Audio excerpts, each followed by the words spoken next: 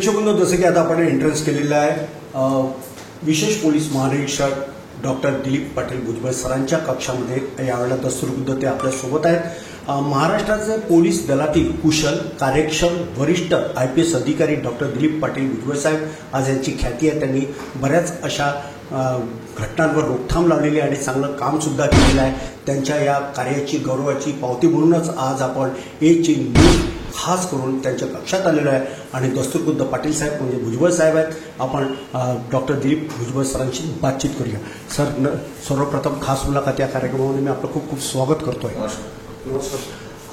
Sir, मला हे सांगा की आपण एका शेतकरी परिवारातून आलेले आहे आणि आपलं जे शिक्षण आहे ते विशेष करून कृषी या क्षेत्रातून आपलं शिक्षण झालेलं आहे. मात्र आज आपण बघतो की कृषी क्षेत्राकडे मुलांचा कल कमी असतो किंवा कृषी क्षेत्राकडे आकर्षित न होता आज शेतकऱ्यांची मुलं शहराकडे धाव घेतात आहे आणि शेती ओसाड पडलेल्या आहे. नेमकं काय कारण असावं? मी सुरुवातीलाच हे सांगेन की agriculture is the backbone of Indian economy असं म्हणायचे, पण दिवसागणिक त्यामध्ये बदल होत चाललेला आहे आणि कृषी क्षेत्राची जी परिस्थिती पूर्वी होती, जी आव्हानं या क्षेत्रामध्ये होती, ती आव्हानं दिवसेंदिवस अधिक किचकट, अधिक गुंतागुंतीची किंवा अधिक आव्हानात्मक होत चाललेली आहे. आणि जो शेतीमाल उत्पादित होत आहे त्याच्या बाजारभावापासून तर नैसर्गिक प्रकोपाच्या पार्श्वभूमीवर एक शेतकऱ्याचं जे काही जीवनमान आहे हे दिवसेंदिवस एक गर्तेच्या खाईत लोटतं आहे. आणि नागरीकरणामध्ये जी वाढ होते आहे, खरं तर नागरीकरणामध्ये वाढ ही चांगली गोष्ट आहे, परंतु नागरीकरणाची जशी जशी वाढ होत आहे तसं महात्मा गांधीजींनी खेड्यांकडे चला हा जो संदेश दिला होता त्याच्या विपरीत किंवा उलट खेड्यांकडून शहरांकडे चला ही प्रवृत्ती बळावत चाललेली आहे. आणि शेतामध्ये ज्याला कायमस्वरूपी ठोस असं उत्पन्नाचं साधन जे मांडलं गेलेलं आहे त्याची शाश्वती नसल्यामुळे एक भयावह परिस्थिती निर्माण झाल्याची स्थिती आपल्याला दिसते. आणि जे काही शेतकऱ्याचं जीवनमान आहे त्याच्यामध्ये मुलांचं शिक्षण, कुटुंबाचा खर्च, राहणीमानाचं जे काही खर्चाचं जे काही जुळवाजुळव आहे त्यामध्ये शेती उपयुक्त किंवा पुरेशी बळकटी नसल्यामुळे लोक नोकरी, रोजगाराच्या शोधामध्ये ते शहराकडे जात आहे. आणि म्हणून शेतीमध्ये आजही जर बॅकबोन ऑफ इंडियन इकॉनॉमी आहे तर त्या दृष्टीने शासनकर्त्यांकडून शाश्वत विकास कार्यक्रमाद्वारे त्याला कसा आधार देता येईल, कसा विश्वास देता येईल या प्रयत्नांची गरज आहे. आणि शासनाच्या जलयुक्त शिवार योजना असतील की किमान शेतामध्ये जे नैसर्गिक प्रकोपामुळे कधी आवर्षण असतं, कधी अतिवृष्टी असते, जे शेतकऱ्याला यामुळे सहन करावं लागतं त्यातून त्याला बाहेर काढण्यासाठी त्याला मदतीचा हात आणि आधार देणं अत्यंत आवश्यक आहे. खूप छान माहिती या ठिकाणी डॉक्टर भुजबळ सरांनी दिली. भारत हा कृषीप्रधान देश असं म्हटलं जातं, मात्र या देशातला जो खरा कणा आहे, शेतकरी आहे, आज हा रस्ता तळाला गेलेला आहे. याकडे शासनाने विशेष गांभीर्यानं लक्ष द्यावं. शासनाच्या अनेक योजना असतात, मात्र त्या योजना पूर्णपणे त्यांच्यापर्यंत पोहोचतात का, कुठे पाणी मुरतं यापुढे सुद्धा शासनाने लक्ष देणं ही नितांत काळाची आणि वेळेची गरज आहे. जर सरकारने याकडे लक्ष दिलं तर हा शेतकरी मायबाप कधीच स्वतः जो लोकांना अन्न देतो आज त्याच्या उपासमारीची वेळ आलेली आहे. ही अत्यंत दयनीय आणि चिंतेचा विषय या राज्यासाठी आहे. त्यामुळे राज्याचे मुख्यमंत्री देवेंद्र फडणवीस असतील, राज्याचे उपमुख्यमंत्री एकनाथ शिंदे असतील, राज्याचे उपमुख्यमंत्री अजितदादा पवार असतील, यांनी आवर्जून लक्ष देण्याची नितांत गरज आहे. कारण शेतकरी टिकला तर हे राज्य टिकेल, जर शेतकरी नसला तर काय होईल याकडे लक्ष देण्याची गरज आहे. असो, आपण डॉक्टर भुजबळांना दुसरा प्रश्न काही विचारणार. प्रेक्षकांना मी तुम्हाला सांगतो की माझ्याकडे प्रश्न आहेत, अनेक प्रश्न आहेत, मात्र वेळोवेळी आपण काही ठराविक प्रश्न घेणार आहोत. सर, आपण असे म्हटले की पोलीस प्रशासन खूप छान काम करतं, लोकसंख्या पोलिसांची जी संख्या आहे, नागरिकांच्या संख्येमध्ये पोलिसांची संख्या अत्यंत अल्प कमी आहे. पण ज्या ज्या वेळेला कायद्याचं उल्लंघन करणाऱ्या, मग तो कुठल्याही राजनीतिक पार्टीचा असो, कुठल्या जनरल पब्लिक असो, ज्यांना पोलीस प्रशासन अटक करतं, पण त्यावेळेला जे राजनेते असतात त्यांचा हा जो हस्तक्षेप असतो, त्यावेळेला काय सुरू असतं तुम्हा लोकांच्या मनामध्ये? खरं तर कायदा राबवणारी यंत्रणा म्हणून, एक लॉ एन्फोर्समेंट एजन्सी म्हणून पोलिसांची जबाबदारी आणि दायित्व म्हणजे कायदे असतील, आमचे पोलीस मॅन्युअल असतील, विविध स्टँडिंग ऑर्डर असतील, सर्क्युलर असतील, याद्वारे अधोरेखित केलेलं आहे, ते निश्चित केलेलं आहे. आणि पोलिसांच्या कार्यप्रणालीमध्ये जो आमचा पोलीस स्टेटक्राफ्ट आहे, यामध्ये कायदा सुव्यवस्था राखायची आहे, गुन्हे नियंत्रणात आणायचे आहेत, गुन्ह्याचा तपास करायचा आहे, त्यांना न्यायालयामध्ये त्या आरोपीविरुद्ध सबळ पुराव्या आधारे दोषारोपपत्र पाठवायचं आहे आणि सरतेशेवटी त्याला शिक्षा मिळाली म्हणजे त्याचा अंतिम बिंदू, अंतिम शेवट या निमित्ताने आपली जी क्रिमिनल जस्टिस सिस्टम आहे त्यामध्ये तो होतो. परंतु यामध्ये बऱ्याच वेळा असं अनुभवला येतं की जी फिर्यादी पक्ष आहे, जो आरोपींचा पक्ष आहे, तर आरोपीला त्याचा बचाव करण्याचा पूर्ण अधिकार आहे. न्यायालयाने, कायद्याने त्याला तेवढं स्वातंत्र्य दिलेलं आहे. आणि या प्रोसिजरमध्ये ही प्रक्रिया कशी राबवायची यामध्ये कोड ऑफ क्रिमिनल प्रोसिजर पूर्वी होता, आता BNSS भारतीय न्याय सुरक्षा संहिता आलेली आहे. त्यामुळे सगळ्या कायद्यात तरतुदी बरोबर आहेत. पण कधी कधी आम्ही कायदा राबवल्यामुळे काही लोकांना त्रास होतो, काही लोकांची प्रतिमा डागाळते, त्यांना लॉकअपमध्ये टाकलं, त्यांना अटक केली, त्यांची PCR घेतली, त्यामुळे समाजामध्ये आमच्याबद्दल गैरसमज झालेला आहे आणि म्हणून पोलिसांच्या कार्यप्रणालीवर टीका टिप्पणी होत राहते. आणि मग बऱ्याच वेळा ही टीका टिप्पणी करणारी मंडळी किंवा अदरवाईज पोलीस ऍक्शनमुळे दुखावलेली मंडळी मग राजकीय नेतृत्वाकडे, लोकप्रतिनिधींकडे किंवा जे समाजातले कम्युनिटी लीडर आहेत, त्याला आपण समाज धुरीण म्हणून, त्यांच्याकडे जातात आणि पोलिसांनी आमच्यावर अन्याय केला, आमच्या लोकांना हा अटक केली, आमच्यावर खोटा गुन्हा दाखल केला. खोटा गुन्हा पोलिसांनी नाही दाखल केला, त्या फिर्यादीने फिर्याद दिली, त्याप्रमाणे गुन्हा दाखल केला, तो यांना खोटा वाटतो आणि मग अशा प्रकारे पोलिसांबद्दल तक्रारीचं स्वरूप येतं. पण मला असं ठामपणे वाटतं की हे समाजाची एकूण बदललेली मानसिकता आहे. जर तो माझ्या पक्षाचा, माझ्या बाजूचा, माझ्या विचारांचा असेल तर साहेब त्याचा काही दोष नाही, तो पापभिरू आहे, तो एकदम काय म्हणतात राजा हरिश्चंद्राच्या कुळातला आहे वगैरे वगैरे, अशा पद्धतीने त्याला सपोर्ट केला जातो, त्याला पाठिंबा दिला जातो. आणि तसाच जर विरोधी पक्षातला असेल तर साधं NCचं मॅटर असेल तरी साहेब 307 दाखल करा, त्याला धाडा शिकवा, त्याला लॉकअपमध्ये टाका, त्याची PCR घ्या, असा आग्रह धरला जातो. तर हा कोणाकडून धरला जातो? हा समाजातील लोकांकडून धरला जातो. आणि राजकीय नेतृत्व शेवटी लोकांच्या आशा, आकांक्षा, गरजा, त्यांच्या निकड जे काही विचार त्याबद्दल त्यांना प्रतिसाद देणं असतं. पण त्याला राजकीय हस्तक्षेप असं म्हणण्याऐवजी लोकांचं काम करतात, राजकीय नेतृत्वाचं काम करत असतं, पोलीस विभाग, पोलीस अधिकारी, पोलीस अंमलदार तो त्यांचं काम करत असतो. तर याला असं कुठलंही एक वर्गीकरण किंवा नाव न देता प्रत्येक यंत्रणा आपलं काम निपक्षपातीपणे, पारदर्शकपणे, कायद्याला धरून, नियमाला धरून, कर्तव्यपरायणतेने करत आहे किंवा नाही, ह्या दोनच मुद्द्यावर जर लक्ष केंद्रित केलं तर असं काही वेगळं चित्र आपल्याला दिसणार नाही, भासणार नाही किंवा जाणवणार नाही. बिलकुल बिलकुल. भुजबळ सरांनी खूप छान माहिती दिली की लोकाश्रय आणि राजाश्रय हा 2 प्रकार असतात. लोकाश्रय म्हणजे पोलीस त्यांच्या बाजूने असतात, राजाश्रय म्हणजे राजकारणाच्या माध्यमातून आलेलं दडपण.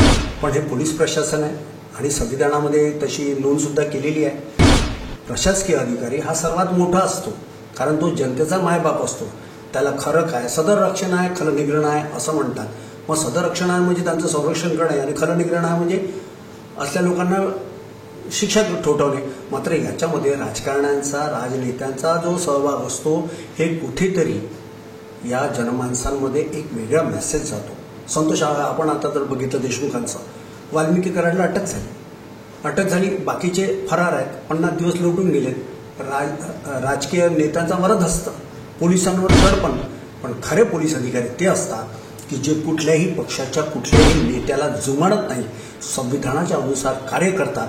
कारण पोलिसांचा धाक आज उरलेला नाही असं म्हटलं जातं. हे 100% खरं नाही. एवढं मात्र खरं की 50% खरं आहे आणि 50% खोटे आहे.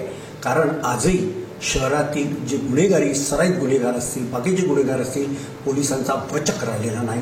पोलिसांचा वचक कसा राहील आणि सर्वसामान्यांचं कसं संरक्षण करता येईल याकडे पोलीस प्रशासनाने सुद्धा गांभीर्याने लक्ष देण्याची गरज आहे आणि राज्याच्या गृहमंत्र्यांनी सुद्धा लक्ष देण्याची नितांत गरज आहे. सर, आपण यवतमाळला होता, पिंपळगावला होता, व्यसनमुक्तीचे खूप छान छान कार्यक्रम आपण राबविलेले होते. कारण मी आपल्याबद्दल जेव्हा आपला इंटरव्ह्यू घ्यायला आलो तर मी बरंच वाचन सुद्धा एक होमवर्क करून आलेला आहे. पण तिथे व्यसनमुक्तीचा जो कार्यक्रम होता अतिशय सुलभतेने आणि सहजतेने चांगल्या पद्धतीने तुम्ही ज्या पद्धतीने त्याला डिलिव्हर्ड केला, जेणेकरून तिथली लोक व्यसनमुक्त झाले.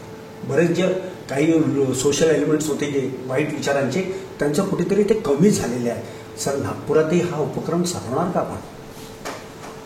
खरं तर बुलढाणा आणि यवतमाळ या दोन्ही जिल्ह्यांमध्ये आम्ही डॉक्टर APJ अब्दुल कलाम गुटखा मुक्त समाज अभियान असा एक उपक्रम राबवला होता आणि त्याची आम्ही एक थीम ठेवली होती की गुटखा बंदीकडून गुटखा मुक्तीकडे. आपल्या राज्यामध्ये गुटखा बंदी आहे. दरवर्षी जुलै महिन्यामध्ये याबद्दलचं एक अधिसूचना, नोटिफिकेशन निघत असतं आणि आपल्या राज्यामध्ये गुटखा किंवा सुगंधी तंबाखू किंवा तत्संबंधित जे पदार्थ आहेत यावर बंदी आहे असं त्या अधिसूचनेद्वारे घोषित केलं जातं. परंतु वास्तव वेगळं आहे.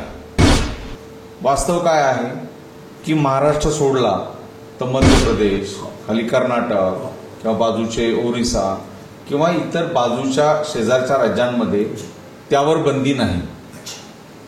मग त्या राज्यांमधून आपल्या राज्यामध्ये अवैधपणे या गुटख्याची आयात केली जाते, गुटखा तस्करी होते आणि किराणा दुकानापासून तर पान टपऱ्यांपर्यंत किंवा जे काही त्यांचे अवैध मार्ग आहेत त्याद्वारे तो गुटखा ट्रकमधून आला, मोठ्या वाहनांमधून आला, मग छोट्या वाहनांमध्ये, मोटरसायकलद्वारे त्याची वाहतूक ही विकेंद्रित स्वरूपामध्ये होते आणि तो नागरिकांना, जे व्यसनाधीन प्रवृत्तीचे लोक आहेत त्यांच्यापर्यंत तो येतो.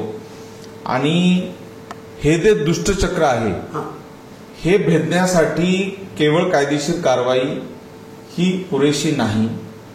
किंबहुना कायदा आहे तरी तो गुटखा मिळतो आहे हे कटू वास्तव आपण सगळ्यांना दिसतं. बिलकुल. आणि म्हणून आम्ही त्या डॉक्टर APJ अब्दुल कलाम गुटखा मुक्त समाज अभियानामध्ये ही बाब ठेवली का गुटखा बंदी झालेली आहे पण तुम्हाला गुटखा मुक्तीकडे जायचं आहे. आणि कोणाला जायचं आहे? हे समाजाला जायचं आहे, प्रत्येक माणसाला जायचं आहे. आणि म्हणून व्यसनाधीनची जी कारणं आहेत, व्यसनाधीनता का वाढते, त्याची काय कारणं आहेत, हे मध्ये लोकांमध्ये जनजागृती झाली पाहिजे, ती केली पाहिजे. आणि म्हणून राष्ट्रसंत तुकडोजी महाराजांनी जो एक चांगला आदर्श विचार घालून दिलेला आहे, तर गावोगावी त्यांच्या सामुदायिक प्रार्थना होतात. त्यांची ही मंडळं प्रत्येक गावामध्ये कार्यरत आहेत. ते व्यसनाधीनता कमी झाली पाहिजे म्हणून लोकांना खूप चांगलं प्रबोधन करतात.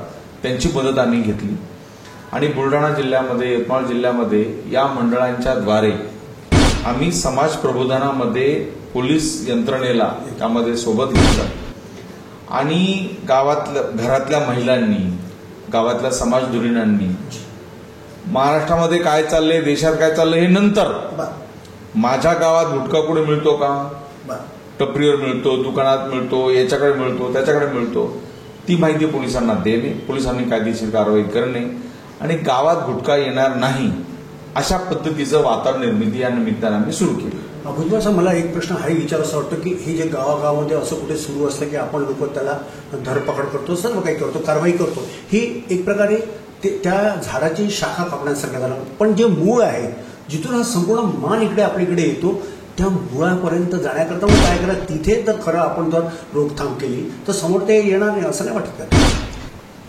हा माल येतो म्हणजे त्याची मागणी आहे. हो, म्हणजे डिमांड आणि सप्लाय मध्ये पुरवठा कधी होणार आहे? तुमच्या मागणीप्रमाणे होणार आहे. Yes. तर ही मागणी कोणाकडून येते? मागणी लोकांची आहे. अच्छा. लोक व्यसनाधीन आहे. अच्छा. त्यांना गुटखा लागतो, त्यांना गुटख्याशिवाय जमत नाही, त्यांना चांगलं वाटत नाही, गुटखा मिळाला त्यांची तडफड होते, पाण्याबाहेर माझा अशाप्रमाणे.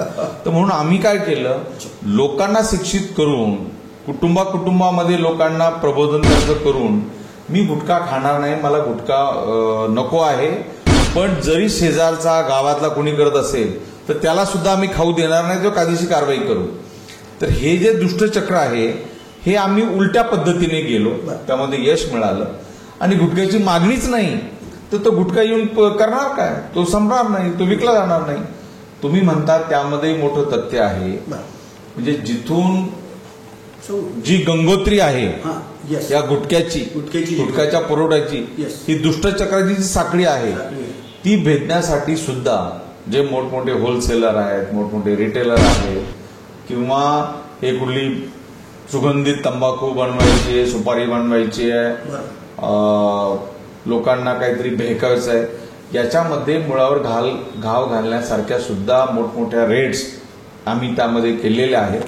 आणि जरी पूर्ण तरी त्यामध्ये आम्ही एक विचार म्हणून या गुटखा समाज मुक्त अभियान या समाजाला गुटख्यापासून मुक्त करण्यासाठी एक पहिलं पाऊल आम्ही उचललं आणि त्यामध्ये आम्हाला यश मिळालं, हे निश्चितपणे मी सांगू शकेल.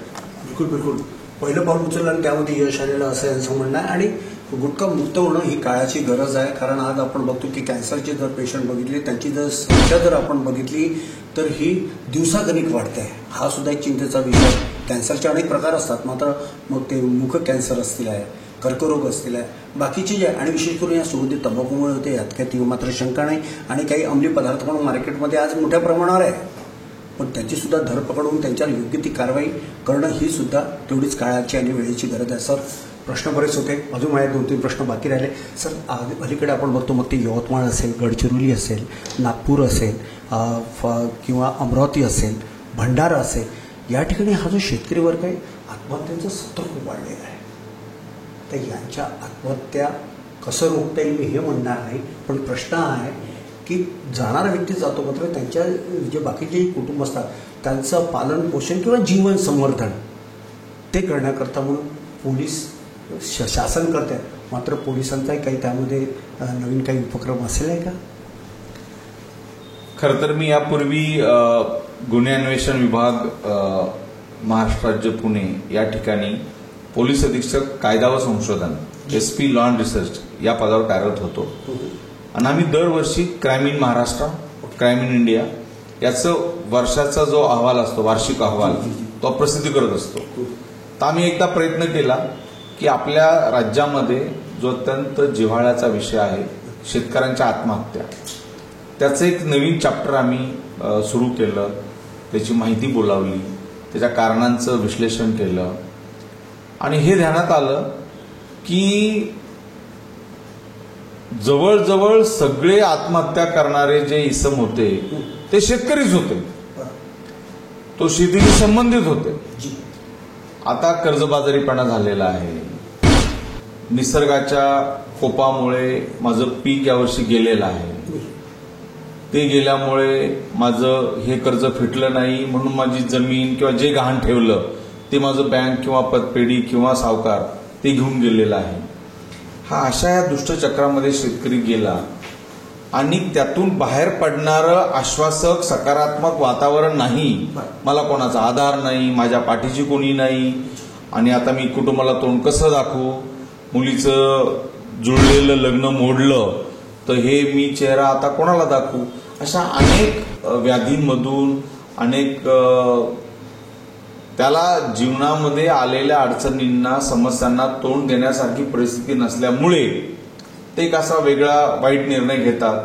मग कधी विष प्राशन करून आत्महत्या करतो, कधी गळफासा घेतो, अशा पद्धतीने होतं. तर मला वाटतं पोलीस विभाग म्हणून आम्ही यामध्ये अनेक उपक्रम राबवतो. दर महिन्याला आम्ही त्याचं विश्लेषण करतो, तहसीलदारांकडे बैठक होते, शासनाकडून त्या फॅमिलीला किंवा त्या कुटुंबाला काही मदत देता येईल तो प्रयत्न आम्ही करतो. पण मला सगळ्यात महत्वाची ही बाब वाटते की प्रत्येकाने आपली विचार जी शक्ती आहे ती व्यवस्थित ठेवली पाहिजे. आणि जे काय राहणीमान आहे, जे जीवनमान आहे, जे स्टँड ऑफ लिव्हिंग आहे, याच्यामध्ये आपल्या गरजा मर्यादित ठेवल्या पाहिजेत. इतरांचं अनुकरण करण्याची प्रवृत्ती सोडली पाहिजे. त्याने थाटामाटात लग्न केलं, लाखो रुपये खर्च केले म्हणून मी कर्ज काढून म्हणजे ऋण काढून मी सण साजरा करायचं, ही प्रवृत्ती जपता कामा नये. जेवढं माझं जमीन आहे, जेवढं माझं उत्पन्न आहे, त्यात मी कसा करेल याकडे लक्ष दिलं पाहिजे. आणि मग सावकाराकडे गेले, त्याच्या विळख्यात सापडले, तर त्यापासून परावृत्त होण्यासाठी जर सावकाराकडे तो का जातो, त्याची गरज म्हणून जातो. आता हा सीझन आलेला आहे, पावसाळा सुरू होणार आहे, मला बेण्याला खर्च पाहिजे, मला वैदीसाठी खर्च पाहिजे, मला काही ऊस लावायचा आहे, मला काही त्याचं शेती पिकाच्या वर्गवारीप्रमाणे त्याची काही मशागत करायची आहे. तर यासाठी अनुदान कसं उपलब्ध होईल, शाश्वत मार्गाने कर्ज कसं उपलब्ध करता येईल, हा जर प्रयत्न झाला तर यामध्ये हळूहळू लोकांच्या मानसिकतेमध्ये, लोकांच्या प्रवृत्तीमध्ये फरक होईल. आणि मी जरी गरीब असलो, आर्थिक परिस्थितीने मी श्रीमंत नसलो, तरी मी माझं जीवन समृद्ध पद्धतीने व्यतीत करेन. मुलांचं शिक्षण असेल, कौटुंबिक जबाबदाऱ्या असतील, हा संदेश डाऊन द लाईन जाणं अत्यंत आवश्यक आहे. त्याची नितांत गरज मला वाटते. खूप छान. यांनी हा प्रश्न जेव्हा आम्ही विचारला आणि माझ्या मनात जे अपेक्षित होतं तेच त्यांनी करेक्ट अशी उत्तरं दिलेली आहेत. आणि शेतकऱ्यांचे हाल व्हायला नको आणि शेतकऱ्यांनी आत्महत्या तर बिलकुल करायला नको, कारण संघर्ष हा कोणाला चुकलेला नाही. संघर्ष जीवनात येणारच आहे. सूर्य आणि चंद्र एकाच वेळी राहत नाही, मात्र दोघांची आपला काही गुणधर्म असतात. त्याचप्रमाणे सुख दुःख संघर्ष त्याच्यामधून वाटचाल करणे हे त्या प्रत्येक जीवाला करावं लागतं आणि ती करण्याची गरज आहे. आणि सरकारने सुद्धा लक्ष देण्याची गरज आहे. त्यावर पुन्हा अंमलबजावणी अधिकारी बाकीचे करतात आहे की नाही ते सुद्धा बघणं तेवढंच गरजेचं आहे. सर, आपण हे बघतो की आज शहराची लोकसंख्या जर नागपूरची जर लोकसंख्या बघितली तर किमान एक 35 ते 40 लाखाच्या जवळपास आहे. एक ऑथेंटिक आकडा, त्यापेक्षा जास्तही असू शकतात. पण पोलिसांची जी संख्या अगदी कमी आहे, तर एवढ्या मोठ्या लोकसंख्येसमोर एक छोटी संख्या असलेले पोलीस हे सर्व कसे हाताळू शकतात? आपल्याला नाही का वाटत की पोलिसांची संख्या पण वाढायला हवी, कारण पोलिसांवर ताण येतो. आमच्या पोलीस विभागामध्ये हे जे लोकसंख्येच्या प्रमाणामध्ये जे पोलिसांचं मनुष्यबळ आहे, हे जे स्टँडर्ड आहे त्याला आपण एक मानक म्हणू, हे मानक 1960 साली निश्चित झालेलं आहे. आणि त्यामध्ये अद्याप तो बदल करण्यात आलेला नाही. तर जर काही यात करायचंच असेल तर त्या पहिल्या मानकामध्ये बदल झाला पाहिजे. लोकसंख्येच्या प्रमाणात एवढे पोलीस मनुष्यबळ असायला हवं, याबद्दल आंतरराष्ट्रीय स्तरावर, जागतिक स्तरावर, इतर प्रगत देशांमध्ये जसे मानकांमध्ये बदल झाले आणि मनुष्य उपलब्ध झालं तशी करण्याची अत्यंत गरज आहे. आणि दुसरं, मनुष्यबळ आहे पण त्यांच्या कार्यकक्षा ज्या आहेत त्या सुद्धा निश्चित पाहिजेत. किंवा अशा आकांक्षा पोलिसांकडून खूपच केल्या जातात. काही झालं की पोलिसांकडे जातं, पोलिसांनी केलं पाहिजे, पोलिसांनी केलं पाहिजे, म्हणजे त्यांची जबाबदारी आहे. तर जर काही यामध्ये विचार करून काही निर्णय घेण्याचे जर वेळ येत असेल तर ती मानकामध्ये बदल करण्याची आहे. आणि कर्तव्यांमध्ये, कार्यकक्षांमध्ये, जबाबदारीमध्ये सुद्धा बदल करण्याची त्याची गरज आहे. अनेक विभाग आहेत पण ती जबाबदारी पोलीस विभागावर अशी काही गरज नाही.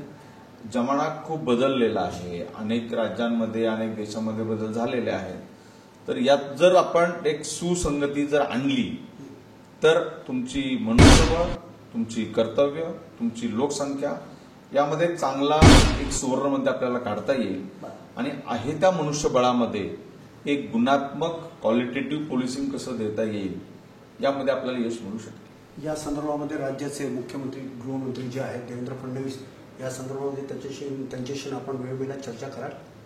निश्चितच आमच्या वरिष्ठ स्तरावर म्हणजे सिनियर ऑफिसर्स पोलीस कॉन्फरन्समध्ये अशा अनेक विषय येतात.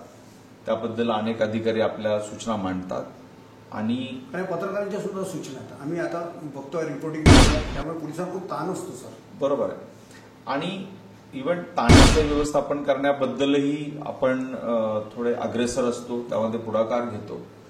आणि शेवटी ही एक पॉलिसी डिसिजन जी बॉडी असते ती काही निर्णय घेते. जसं लॉ कमिशन आहे, नवीन कायदा करायचा ते लॉ कमिशन पूर्ण त्याचा अभ्यास करतं. कायदा काय कशासाठी पाहिजे, त्याचे उद्दिष्ट काय, त्यात काही सुधारणा पण होतात, काही दुरुस्त्या होतात, काही जुन्या तरतुदी रद्द होतात. नवीन आता हे जे नवीन 3 कायदे आलेले आहेत म्हणजे सगळ्या क्रिमिनल जस्टिस सिस्टम मध्ये आमूलाग्र बदल घडेल अशा तरतुदी आलेल्या आहेत. तसं जर ह्या मनुष्यबळाबद्दलचा निर्णय असेल तर निश्चितपणे एक अभ्यास गट नेमून त्याचे प्रॉज अँड कॉन्स, त्याची कारणं, त्याचं आपलं फ्युचरिस्टिक काय उद्दिष्ट आहेत, त्याला काय केलं पाहिजे म्हणजे करता येईल. तर निश्चितपणे यामध्ये आमच्या वरिष्ठ स्तरावरून किंवा आमच्या स्टेट मुख्यालय स्तरावरून शासनाकडे आणि मग शासन स्तरावरून माननीय मुख्यमंत्री महोदयांकडे हा विषय जाईल. त्यामध्ये एक आशावादी सकारात्मक निर्णय नक्कीच दिसेल असं मला वाटतं. खूप विश्वासाने डॉक्टर दिलीप भुजबळ बोललेत. आणि जर हा विषय गेला गृहमंत्र्यांकडे तर गृहमंत्र्यांनी याकडे आवर्जून लक्ष द्यावं. कारण फडणवीस साहेब शहराची संख्या दिवसागणिक वाढते, वाहतूक पण वाढते आणि क्राईम पण वाढते. तर अशा वेळेला पोलिसांची संख्या कमी आहे. जर पोलिसांची जर संख्या वाढवली तर अनेक या राज्यातील बेरोजगार युवकांना रोजगार मिळेल. मग हे युवक असेल, युवती असेल. आणि पोलीस प्रशासन हे खूप छान पद्धतीनं काम करत आहे. कारण पोलीस आहे म्हणून ज्याप्रमाणे देशाच्या सीमेवर लढणारा सैनिक तो तिथे पहारा देत असतो तेव्हा आपण लोक शांतपणे झोपतो असं म्हटलं जाते. त्याचप्रमाणे शहरात सुद्धा, राज्यात सुद्धा राज्याचे पोलीस जे आहेत अतिशय कर्तव्यदक्ष चांगले आहेत. काही अपवाद असू पण शकतात पण सर्वच नाही. पण जे चांगले अधिकारी आहेत, जे असे छान कुशल कार्यक्षम वरिष्ठ जे IPS अधिकारी आहेत यांच्यामुळेच आज हे राज्य सुखाने नांदतंय आहे. आणि जे अपराधी प्रवृत्तीचे लोक आहेत त्यांना शासन पण होते आहे. सर जाता जाता चला शेवटचा प्रश्न म्हणूया. सर आपण भंडाऱ्याच्या अंतर्गत येणारं आपलं ते ऑर्डिनन्स फॅक्टरी आणि सर तिथं जो ब्लास्ट झाला, लोक मृत्युमुखी पडले. आमच्या चॅनलवर आम्ही बातमी पण दाखवली आणि तुमचा एक बाईट पण त्यामध्ये दाखवला. नेमकं काय झालं असं? भंडारा जिल्ह्यामध्ये जवाहरनगर स्थित ही ऑर्डिनन्स फॅक्टरी आहे. त्यामध्ये low temperature plastic explosive LTP-23 हे युनिट त्या ठिकाणी कार्यरत होतं. RDX आणि इतर इन्ग्रेडियंट्स मिळून एक नवीन LTP low temperature plastic explosive बनवलं जातं असा तो युनिट होता. त्यामध्ये केमिकल आणि फिजिकल असे 2 विभाग होते. तर कुठल्या तरी कारणामुळे, आता ती कारणं काय आहे ती एक्सपर्ट कमिटी सांगेल, परंतु मशीनमध्ये काही फॉल्ट आला, त्याचे जे काही रिडिंग येतात त्यामध्ये काहीतरी बदल झाला म्हणून तिथे एका जो इन्चार्ज होता त्याने सीजमला फोन केला की असा काहीतरी बदल झालेला आहे.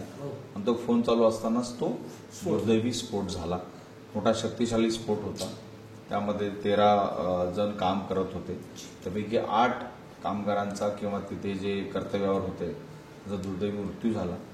पण यामध्ये जिल्हा प्रशासन, पोलीस प्रशासन आणि शासनाचे सगळे विभाग, लेबर कोर्ट, लेबर कमिशनर असतील किंवा फॅक्टरी इन्स्पेक्टर असतील, या निमित्ताने आमच्या फॉरेन्सिक सायन्स लॅबोरेटरीचे अधिकारी कर्मचारी असतील किंवा आमच्या सगळ्या टीम, क्राईम ब्रांच, DSB, सुरक्षा शाखा, हे सगळे घटनास्थळी धावले.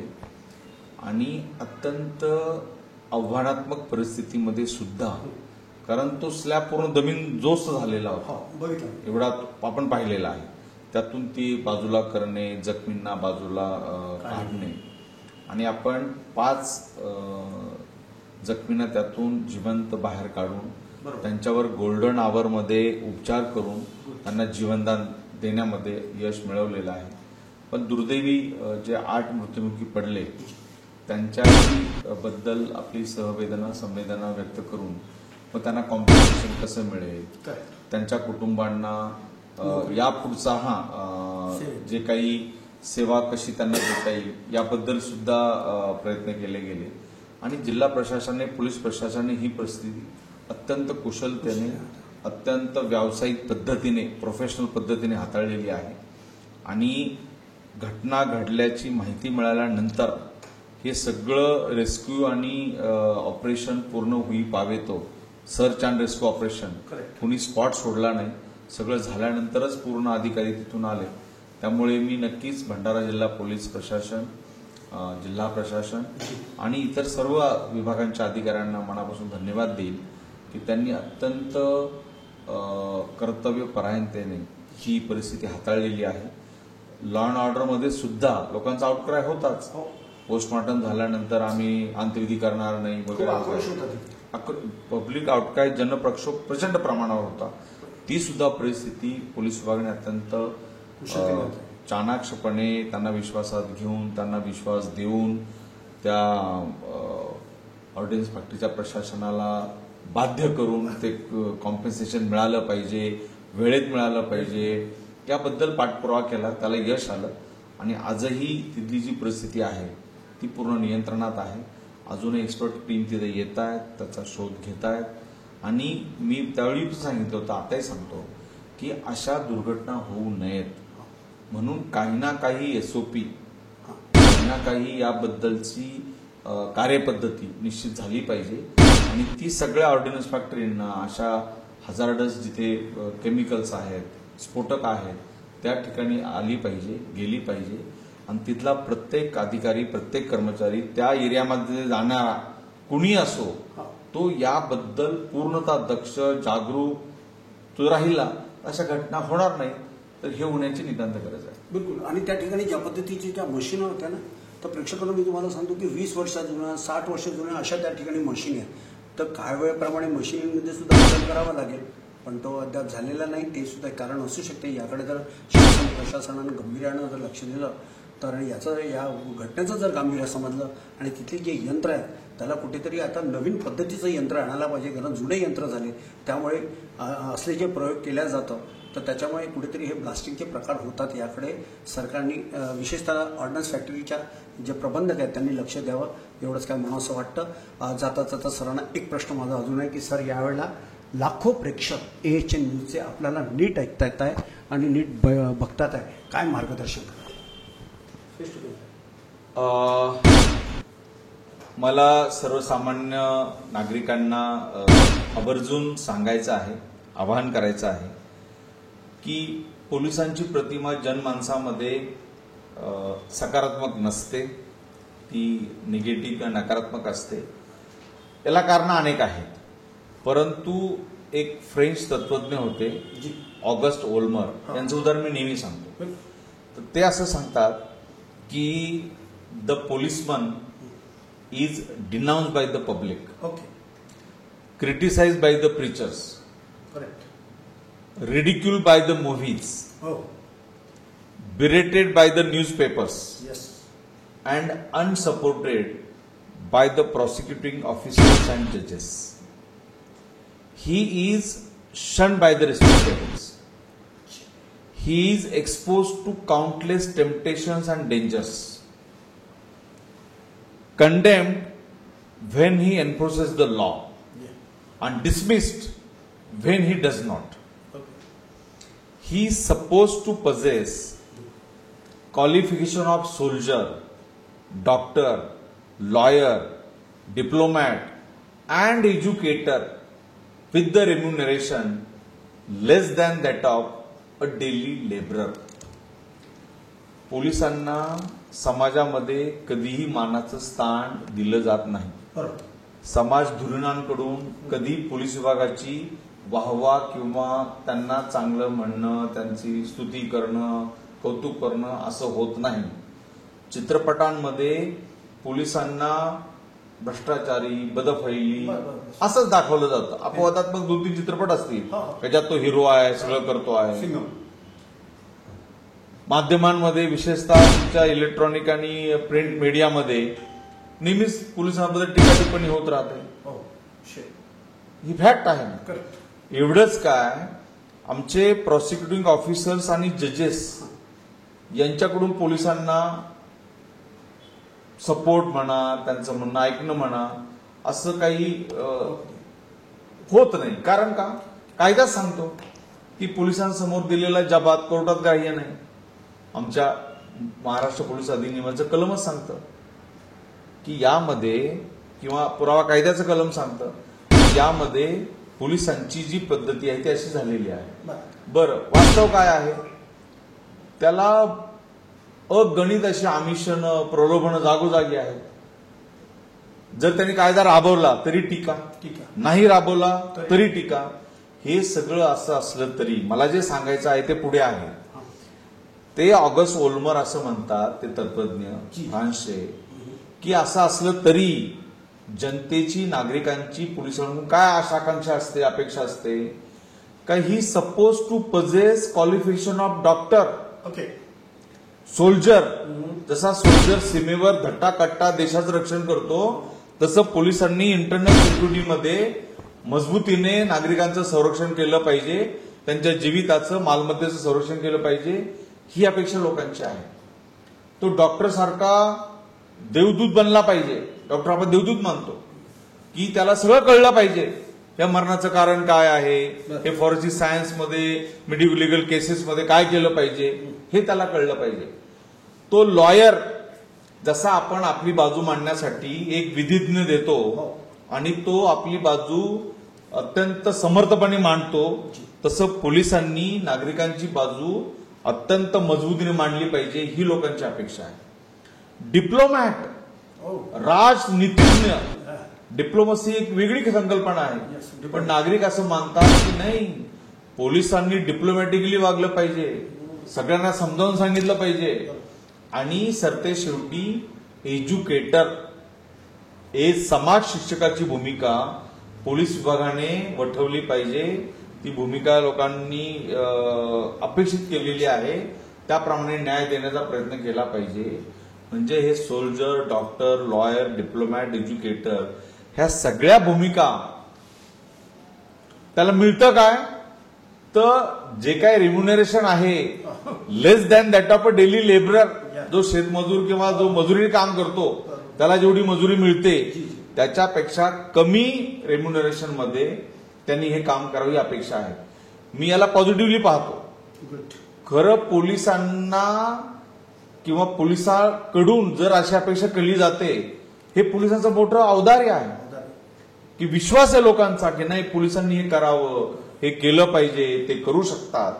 म्हणून माझी सर्व आमच्या पोलीस अधिकाऱ्यांना, सर्व अंमलदारांना हीच एक विनंती आहे, सूचना आहे की याप्रमाणे लोकांच्या आशा आकांक्षांना आपण पुरे पडू शकू, त्या आशा आकांक्षा पूर्ण करू शकू, असं काम प्रत्येक स्तरावर प्रत्येक अधिकाऱ्याने, प्रत्येक कर्मचाऱ्याने केलं तर निश्चितपणे जी समाज शिक्षकाची भूमिका जनतेकडून अपेक्षित केली जाते ती निश्चितपणे मिळेल. आणि सरते शेवटी या सगळ्या प्रोफेशनमध्ये असा एकदा वाद झाला, एक जागतिक स्तरावर एक मोठी कॉन्फरन्स झाली आणि त्यांनी असं म्हटलं की आपण प्रोफेशन जे आहेत त्याच्यामध्ये पहिले 10 प्रोफेशन कोणते आहेत याच्याबद्दलचा एक आढावा घेऊ. मग ते मोठी मीटिंग झाली, 3 दिवस चर्चा झाली आणि रिझल्ट आला. त्यामध्ये मेडिकल फ्रॅटर्निटी, जे वैद्यकीय विभाग जो आहे, डॉक्टर जे आहेत त्यांचा 13 नंबर आला. आणि जो पोलीस विभाग होता किंवा जी लॉ एन्फोर्समेंट एजन्सी होती त्यांचा 3रा नंबर आला. डॉक्टर पेटून उठले, म्हणजे लोक आम्हाला देवदूत मानतात आणि तो लाठीधारी म्हणे पोलीस, त्याला तुम्ही 3 नंबरला दिला, हे कसं शक्य आहे, असं तसं त्यांनी उत्तर दिलं. ते अत्यंत महत्वाचं आहे. त्यांनी सांगितलं बरोबर म्हणे, तुम्ही शिकले, तुमच्या डिग्र्या, तुमचं सगळं चांगलं, तुम्ही देवदूत आहात, तुम्ही जीवनदान देता किंवा जे काय असेल ते, पण म्हणे एका मुद्द्यावर तो पोलीस किंवा लॉ एन्फोर्समेंट एजन्सी मधला काम करणारा लाठीदारी, ते म्हणे काय मुद्दा आहे? ते म्हणाले एलिमेंट ऑफ सॅक्रिफाईस. ज्यावेळी वेळ येते त्यावेळी तो आपलं सर्वस्व, आपलं जीवन अर्पण करणं, बलिदान करणं हे त्याच्या सेवेमध्ये आहे. आणि ज्यावेळी मुंबईवर 26/11 हमला झाला त्यावेळी तुम्हाला सगळ्यांना माहिती आहे आपले किती अधिकारी शहीद झाले. पण ASI तुकाराम मुंबाळे हातात लाठी होती, तो कसा धड धड धड पूर्ण AK-47 त्याच्यावर उचलतो आहे. त्यांनी त्याला पकडला, हातात लाठी आहे, गोळ्यांचा वर्षाव होतोय, अंगावर पूर्ण 50च्या वर गोळ्या गेलेल्या आहेत. त्यांनी त्याला सोडला नाही आणि एकमेव जिवंत आरोपी 26/11 मध्ये मिळाला. ते जे एलिमेंट ऑफ सॅक्रिफाईस बोलले ना त्या स्तरामध्ये, ते प्रत्यक्षात मध्ये दिसलं की वेळ आली तर तो आपलं सर्वस्व बलिदान या देशासाठी, या देशातील लोकांसाठी देतो. आणि म्हणून तो 3 नंबरला आहे प्रोफेशनमध्ये. तर ही जी परिस्थिती आहे ही परिस्थिती सगळ्यांनी समजून घेतली पाहिजे. म्हणजे आमच्या अधिकाऱ्यांनी, कर्मचाऱ्यांनी समजून घेतली पाहिजे, नागरिकांनी समजून घेतली पाहिजे. आणि मग पोलीस नागरिक जो आपण सुसंवाद, एक चांगले पोलीस पब्लिक रिलेशन्स हे जे म्हणतो, याला एक वेगळ्या प्रकारची ऊर्जा प्राप्त होईल असं मला वाटतं. खूप खूप छान माहिती सरांनी दिलेली आहे. आणि मुंबई हल्ल्याची जेव्हा गोष्ट केली तर रोंगटे खडे होणं बोलता वैसा होते. कारण खरंच तुकाराम जे मुंबई होते जे अधिकारी, त्यांनी ज्या पद्धतीनं कसाबला पकडलं, कसाबने AK-47 धाड धाड अशा गोळ्या झाडल्या, मात्र ते कुठेही थांबलेले नाही. शेवटी कसाबला पकडलं आणि कसाबला अखेर फासावर सुद्धा लटकवण्यात आलेला आहे. तर सांगायचं तात्पर्य एवढं की खलनिग्रहण आहे, सदरक्षण आहे, खलनिग्रहण आहे जे म्हणतात, पोलिसांचं जे विविध वाक्य आहे ते खऱ्या अर्थानं चरितार्थ त्या दिवशी झालं. हे 365 दिवस व्हावं. आणि आज आपण डॉक्टर दिलीप भुजबळ सरांशी जेव्हा आपण भेटलो, जेव्हा त्यांना माहिती दिली, मग त्यातले पोलीस अधिकारी असतील किंवा आपले कर्मचारी असतील, त्यांना सुद्धा कानपिचक्या दिलेल्या आहे आणि नागरिकांना सुद्धा समजवलेलं आहे. कारण पोलीस हा आपलाच एक पार्ट आहे. पोलीस आहे म्हणूनच आपण आहोत. आणि हा समन्वय अबाधितपणे राहावा एवढीच काही ती काळाची आणि वेळेची गरज आहे.